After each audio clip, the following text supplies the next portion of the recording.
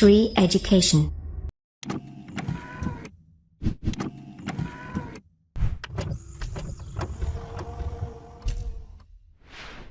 नमस्कार दोस्तों, बहुत बहुत स्वागत करता हूं मैं आप सभी का श्री एजुकेशन की तरफ से और मेरा नाम है रवि। तो दोस्तों, आज का जो ये हमारा ये वीडियो है, ये भारत का भूगोल जो हम क्रैश कोर्स पढ़ रहे हैं उसका ये वीडियो नंबर 7 है। इसके पहले 6 वीडियो अपलोड हो चुके हैं। तो 7वें वीडियो में हम कंटिन्यू करेंगे हिमालय पर्वत, जो हम पिछले वीडियोज़ पढ़ते आ रहे हैं। पिछले 2 वीडियोज़ में हमने हिमालय पर्वत के बारे में पूरी अच्छी जानकारी ली है। ये नाम का ही क्रैश कोर्स है, इसमें आपको पूरी जानकारी मिल जाएगी, ठीक है। तो अब तक आपने देखा होगा हिमालय पर्वत को हमने एक्सप्लेन किया। कैसे एक्सप्लेन किया? उत्तर से दक्षिण में पूरा एक्सप्लेन किया। उत्तर से दक्षिण में हमने आपको बताया इसकी जो 3 मुख्य भागों में बांटा गया है उत्तर से दक्षिण की ओर। पहला आपका ग्रेटर हिमालय, और दूसरा आपका क्या है, मिडिल हिमालय, और तीसरा आपका जो है वो शिवालिक हिमालय।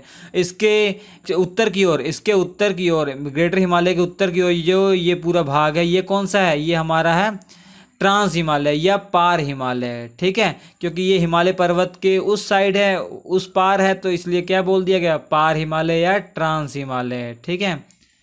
तो इसमें आपने देखा होगा 3 मुख्य शाखाएं आपको हमने पढ़ाया। पहला जो है ऊपर काराकोरम रेंज है, दूसरा आपका लद्दाख है, तीसरा आपका है जास्कर श्रेणी, ठीक है। तो आज हम आपको बताएंगे पश्चिम से पूर्व की ओर भी 4 भागों में हमारे हिमालय को बांटा गया है। आप सब जानते होंगे, नाम तो आपको मालूम होगा, पहले ही बता दिया गया है। पंजाब या कश्मीर हिमालय पहला है, दूसरा कुमाऊं हिमालय, तीसरा क्या है आपका नेपाल हिमालय, चौथा आपका आसाम हिमालय। तो हम एक एक करके इन चारों भाग जो हमारे हैं इनके बारे में पूरी जानकारी लेते हैं, जो कि हमारे एग्ज़ाम पॉइंट ऑफ व्यू से इम्पोर्टेंट है। वैसे भी आप पूरी जानकारी ले चुके हैं, आपको मालूम पड़ जाएगा। अगर मैं आपको बता दूं कि इसकी रेंज यहाँ से यहाँ तक है या यहाँ से यहाँ तक, मैं आपको बता दूं, आपको समझ में आ जाएगा कि कौन कौन सी पहाड़ियाँ इसके अंदर होंगी और ये कितना कितना चौड़ा, ये मैं आपको बताता हूँ। चलिए शुरू करते हैं। तो सबसे पहले मैं ये हमारा जो ग्रेटर हिमालय है, मिडिल हिमालय, शिवालिक हिमालय, इसको हटा देता हूँ। वैसे पूरा मैप खाली कर देता हूँ, फिर मैं आपको बताता हूँ। तो इनको हम गायब कर देते हैं। उसके बाद देखिए आप ये सब गायब कर देते हैं। अब इस सिंपल मैप में मैं आपको बताऊँगा कौन कौन सा रीजन जो है वो हमारे जो चारों हिमालय है उनका है, ठीक है। जैसे सबसे पहले मैं सीरियल वाइज बताता हूँ आपको। ये पश्चिम से पूर्व की ओर, पश्चिम से पूर्व की ओर 4 भागों में बांटा गया है। सबसे पहले आपको नाम पता होना चाहिए, क्या क्या नाम है। पहला जो नाम है वो पंजाब हिमालय, दूसरा कुमायूं, तीसरा नेपाल, चौथा आसाम।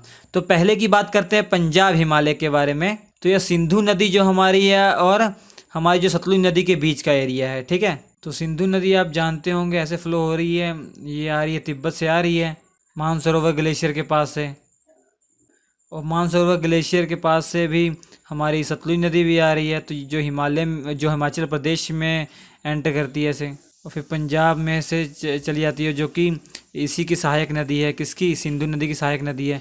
तो इसके बीच का जो एरिया है ये वाला, ये हमारा कौन सा हिमालय है? ये पहला पंजाब हिमालय है, ठीक है, पंजाब हिमालय। तो पंजाब हिमालय के बारे में आपको क्या मालूम होना चाहिए कि सतलुज नदी और ये सतलुज, नीचे वाली सतलुज नदी, ऊपर सिंधु नदी के बीच का जो भाग है वो कौन सा है? पंजाब हिमालय है। इसकी जो आपको लंबाई आपको याद होनी चाहिए, इसकी लंबाई कितनी है? 560 किलोमीटर है। कितनी है? 560 किलोमीटर। तो इसके अंदर देखिए पंजाब भी आता है, हिमाचल प्रदेश भी आता है, और जम्मू कश्मीर आता है। जम्मू कश्मीर का ज़्यादा हिस्सा इसमें आता है, ठीक है। आपको ये किलोमीटर याद रखना, सबके अलग अलग किलोमीटर होंगे, वो याद रखना है, ठीक है। इसका कितना है? 560 किलोमीटर पंजाब हिमालय। मानसरोवर जो आपका है, और ये यहाँ राक्सताल है जहाँ से ये निकल रहा है आपका, ये हमारी सतलुज नदी निकल रही है राक्सताल से, ये सब इसी के अंदर आते हैं, ये सब इसी के अंदर आते हैं पंजाब हिमालय के, ठीक है। और यहाँ पे जो इम्पोर्टेंट चीज़ें मैं बताता हूँ, जैसे आपका बनिहाल दर्रा है, और रोहतांग हिमाचल प्रदेश में है, बाड़ालाचला हिमाचल प्रदेश में, सब इसी के अंदर आएंगे, ठीक है, इसी पंजाब हिमालय के अंदर आएंगे। और जोजिला बुर्जिला जो कि जम्मू कश्मीर में, ये भी सब क्या है? इसी में है। तो इतनी बात आपको क्या रखनी पंजाब हिमालय के बारे में। अब बात करेंगे कुमायूं हिमालय के बारे में। अब देखिए कुमायूं हिमालय जो है ये हमारा, हमने आपको कौन सी नदी बताया? ये सतलुज नदी हमने बताया, ठीक है। तो सतलुज नदी से लेकर यहाँ पे है आपकी काली नदी। कौन सी नदी है? काली नदी है। काली नदी यहाँ पे है उत्तराखंड के बॉर्डर के पास, उत्तराखंड और नेपाल के बॉर्डर के पास काली नदी है। तो ये वाला जो एरिया है पूरा, ये कौन सा है? ये वाला, ये इतना दूर नहीं, ये वाला जो एरिया आपका है ये कौन सा है? ये आपका है कुमायूं हिमालय। कौन सा है? ये कुमायूं हिमालय, ठीक है। नेपाल के बॉर्डर का पूरा उत्तराखंड इसी के अंदर आया था। उत्तराखंड और हिमाचल प्रदेश का कुछ पार्ट इसमें आता है। ये किसके अंदर आता है? कुमायूं हिमालय के अंतर्गत आता है। तो कुमायूं हिमालय के बारे में आपको यह याद रखना है, इसकी लंबाई कितनी है? 320 मीटर। इसकी कितनी है? 320 मीटर है, ठीक है। सबसे छोटा यही है, 4 भागों में सबसे छोटा यही है। तो ये क्वेश्चन आते हैं कि उत्तराखंड में जो उत्तराखंड राज्य है इसके अंतर्गत जो इम्पोर्टेंट ज़िले हैं, जैसे अल्मोड़ा आता है, अल्मोड़ा है पूरा नाम उसका, अल्मोड़ा, टिहरी, गढ़वाल और नैनीताल जो मेन ज़िले हैं इसी के अंतर्गत आते हैं, ठीक है। मतलब जो भी उत्तराखंड पूरा इसी में आया था, ठीक है, लगभग। और बद्रीनाथ जो चोटी है वो भी इसी के अंदर आती है, और वैसे केदारनाथ चोटी भी इसी के अंदर आती है। जितनी भी चोटियां हैं आपका उत्तराखंड में इसी के अंदर आती है, ठीक है। जैसे त्रिशूला, नंदा देवी, ठीक है, ये सब इसी में आती हैं। और मेन जो हमारे ग्लेशियर हैं उत्तराखंड में इम्पोर्टेंट, गंगोत्री और यमुनोत्री भी इसी के अंदर आएंगे, ठीक है। तो ये आपको याद रखना है किसके बारे में? कुमायूं हिमालय के बारे में। और तीसरे नंबर पे है नेपाल हिमालय, जो कि आपका, हमने आपको यहाँ काली वो नदी बताया, काली नदी, ठीक है। काली नदी से लेकर तीस्ता नदी जो कि सिक्किम में बहती है और यहाँ पे बांग्लादेश में चली जाती है, और बांग्लादेश में जो हमारी ब्रह्मपुत्र नदी आती है उसमें मिल जाती है, ठीक है। तो तीस्ता नदी जो है ब्रह्मपुत्र की सहायक नदी है। तो तीस्ता से लेकर काली नदी के बीच का पूरा जो नेपाल आ रहा है, और भारत का सिक्किम और वेस्ट बंगाल का जो छोटा सा पार्ट यहाँ पे आता है जिसमें दार्जिलिंग भी आता है, वो सब नेपाल हिमालय के पार्ट हैं। क्या है? नेपाल हिमालय के। इन चारों हिमालय जो वर्गीकृत हमने किया हुआ है, सबसे लंबा जो है यही है, नेपाल हिमालय। इसकी लंबाई कितनी है? 800 किलोमीटर है। कितनी है? 800 किलोमीटर।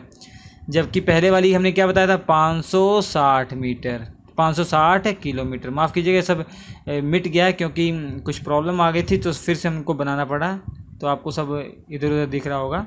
और इसकी कितनी थी? 320 मीटर। तो सबसे लंबा कौन सा होगा? 800 किलोमीटर वाला नेपाल हिमालय, ठीक है।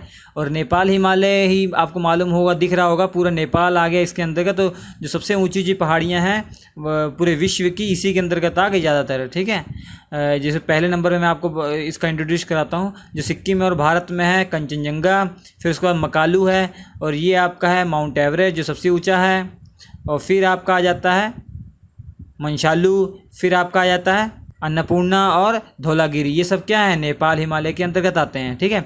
सबसे ऊंचा होने के कारण इसकी ऊंचाई भी पूछ लिया जाता है। जो हमारा नेपाल हिमालय है इसकी जो औसत ऊंचाई आपको याद रखनी है 6250 मीटर, आपको याद रखनी है। कितनी? 6250 मीटर, ठीक है।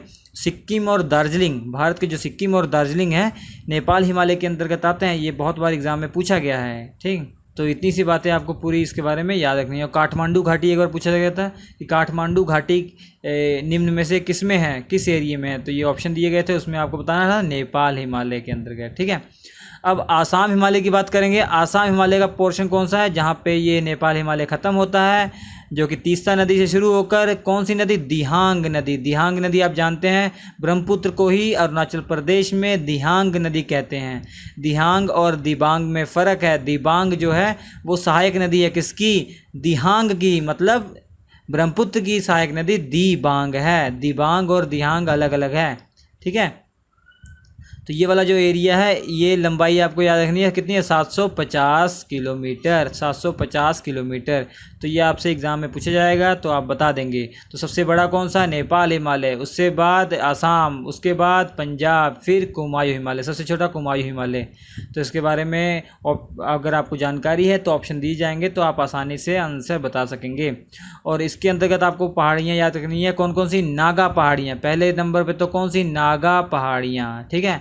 नागा याद रखिएगा। यहाँ पे ये वाला कौन सा है? नंगा पहाड़ी है, और ये नागा। नागा मतलब नागोग वाला यहाँ पे, ठीक है। और यहाँ पे नंगा मतलब नेक्ड, तो नंगा नेक्ड। तो आप याद रख लेंगे। नागा जो है वो कहाँ पे है? आसाम हिमालय के अंतर्गत आती हैं। और कोहिमा मणिपुर जो है इसी के अंतर्गत आएगा, ये पूछा जाता है।